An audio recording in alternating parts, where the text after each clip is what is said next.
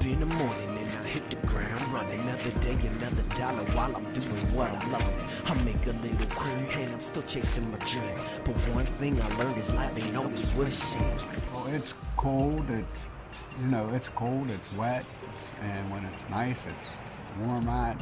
It's like being on a picnic. Wherever you can find a spot where nobody else is at, sometimes you just go out and park yourself, under the 16th Street Bridge by Heinz Company. We spent a lot of time over there. And, the 9th Street trestle underneath the train trestle, Cedar Avenue. We used to go up there, and sometimes you just walk through the parks.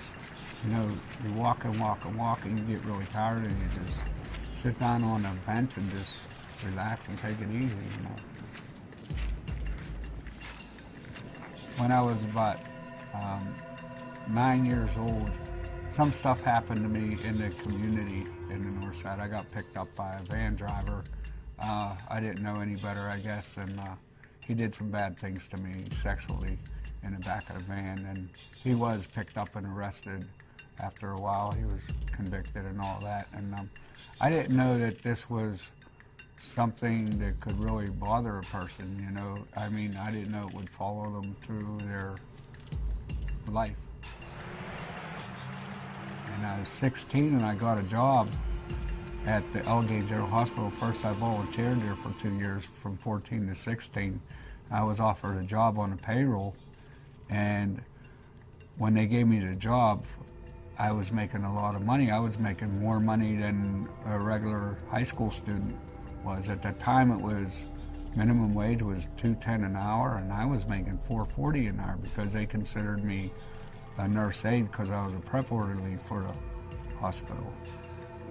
I picked up a career in drinking because I had so much money I didn't know what to do with it, and I'd go on the city steps in the neighborhood, and that's how I got my friends, because I had money and I was able to party with my friends. But when I didn't have any money, I didn't know nobody knew me.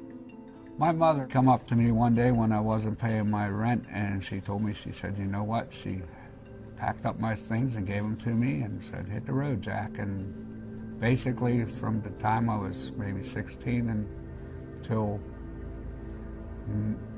19, I was basically homeless, living on somebody's couch or under the city steps up on the middle street or down one of the bridges or on somebody's couch. Finally, around 19 years of age, I signed up for the Army thinking, with as much as drink as I'm doing, maybe I can calm it down in the service. Maybe it will teach me not to drink. Well, basically, when I was in the service, I learned how to drink more. I just kept on drinking and drinking, and it just got crazy. And I wasn't even showing up for formation in the morning, and that CO got mad at me, and they finally discharged me out of the Army. So from there on, I just was struggling. Somebody let me stay in their attic one time with no windows in it, and cockroaches and stuff like that. And when I wasn't there, I'd be out on E Street at a big hillside. I was out there with the fire barrel, and me and my brother Frankie, he's a stepbrother.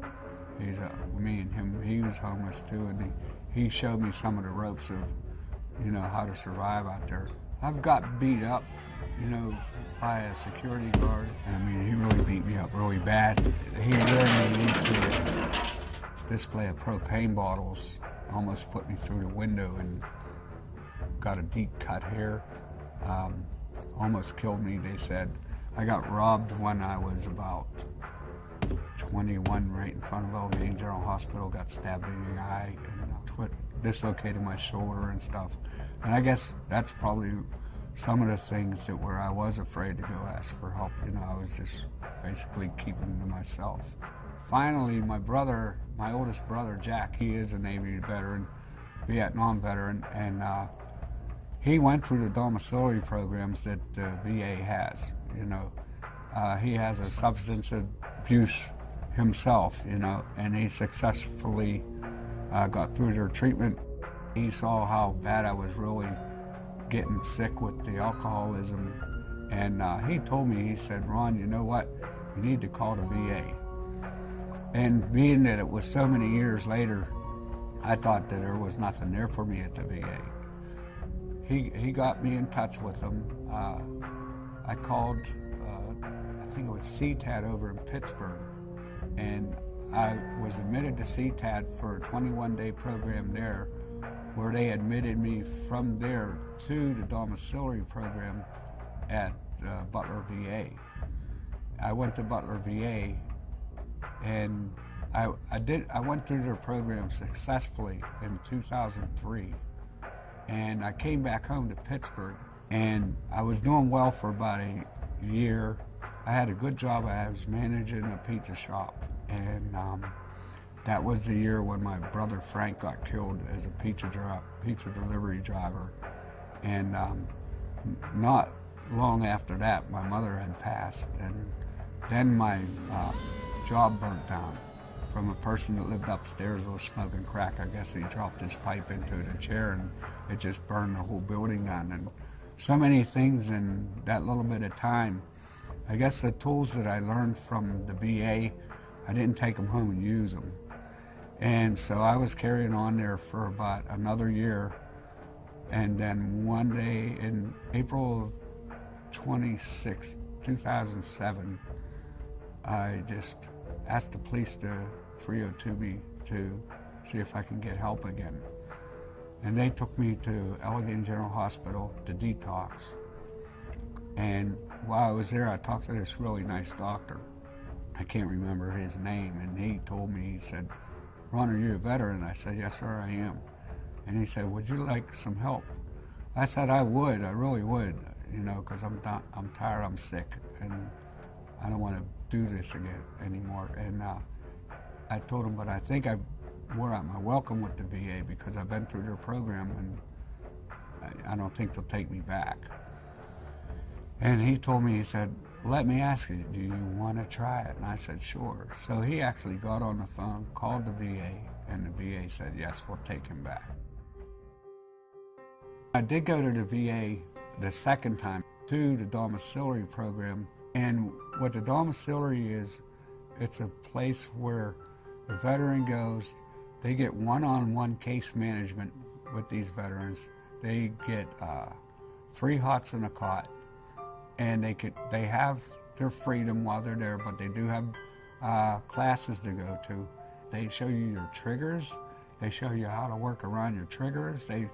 They show you how to budget money for when you do go back out in the community, you know, and they show you how to change. And this time, I took those tools and I put them to work. I went from their domiciliary treatment program, transitioned into Deshaun Place, which is in partnership with the Housing Authority. And what it is transitional housing that you can stay there for up to 2 years and still have a program to work for yourself. And, you know, it was like a controlled environment. It was a safe environment. They let you go to work. They had a curfew, like you had to be in at 11 o'clock at night. And I stayed there for 9 months, working right across the street at Target from Deshaun Place, from the VA property. And I was offered a better job at the Marriott in Cranberry, so I went there, and I was making good money. So I figured, okay, it's time for me to go. Now, I don't really think I need any more of this treatment. So I moved into the community, and when I moved into the community, 2 months later, they told me I was going to have a career there at the hotel. And what happened was, it was right at Christmas time where they laid all of us off. And I said, holy crap, I said, I'm going to lose my house again. I'm going to be homeless again. Well, I went up to the VA, and I explained it to Dan one day. I just walked in his office. I said, Dan, guess what? I'm going to be homeless again. He said, why? I said, well, the Marriott's laying me off. I don't have any money to pay my rent. I'm just going to be out on the road again. And he said, no, you don't. He says, I got a place that'll put you today.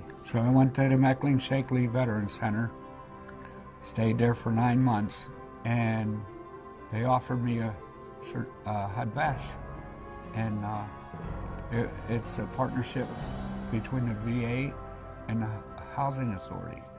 And I successfully was able to move into my own place again. And I always had a job. I went up to Boscov's up in Clearview Mall out in Butler. I was able to get a interview with the cleaning company that cleaned Boscov's. And I worked there for a while. Just for the heck of it, I stopped at Freedman's Supermarket, put an application in there. They hired me right on the spot. Then I applied for a position up at the Butler VA. You know, I've known Ron for a lot of years. One thing about Ron, and we always found out, that he always worked. It might be a small, whatever job it was, but he always worked. So he had a work ethic, and we saw that. But as things created with the programs and everything grew, we thought we needed somebody peer support. We needed a homeless peer support who can be on that same level, who knew about this stuff firsthand. And so that's where, you know, we saw Ron walking down the hall one day and say, "Hey, Ron, you want a job?" And he's like, yeah, you just thought we were kidding, but no, I mean, it worked out. We just had this position coming open, and I can tell you, the guy is invaluable. Man, for all the chances I have had, you know, and all the failures I have made for myself, and now the VA, as much as they put into me, and there's nothing more than wanting to give back to these veterans, you know. I think I owe it to the veterans. I think I owe it to the VA for what they've done for me. And I'll tell you the truth, I wouldn't trade my job in for any other job. I love my job.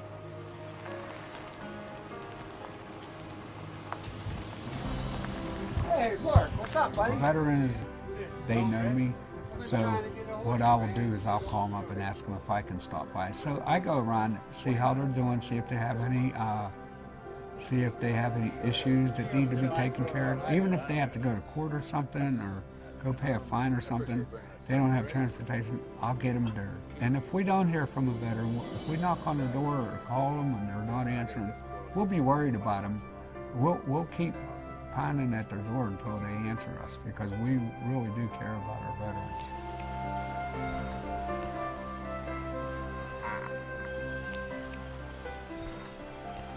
Right now we're at a place called Robin's Nest. It's an unseen rural community where homeless people live, and we was hoping to find some homeless veterans here to see if we could reach out and offer some services to them. Every time I come out here and I can at least get one veteran some help, or even any of the other people out here, it doesn't have to be a veteran. If we can't help them, then we'll reach out to another agency in the community to help them also.